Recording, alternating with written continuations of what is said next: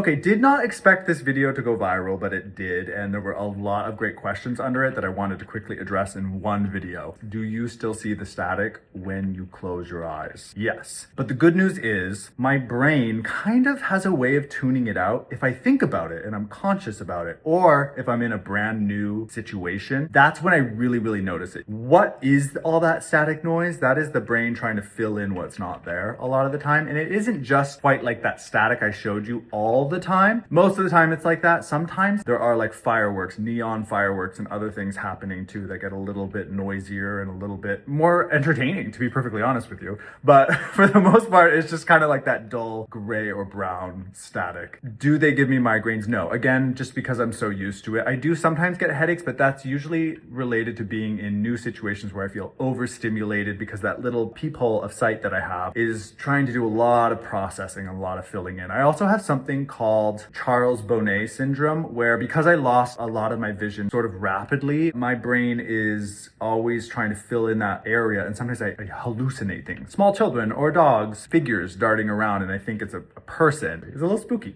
I've had some scary moments. A lot of people wanted to know, how would I even know what visual snow looks like? Well, thank you for the commenters who jumped in to educate those people. And I don't expect anyone to know my story, but I was diagnosed with my disease when I was 16. Most of my childhood, I had most of my vision. I had some sight loss, but not enough to even be noticed by my family yet. It wasn't until I was 16 and learning to drive that we realized the blind spots were really starting to take over my visual field.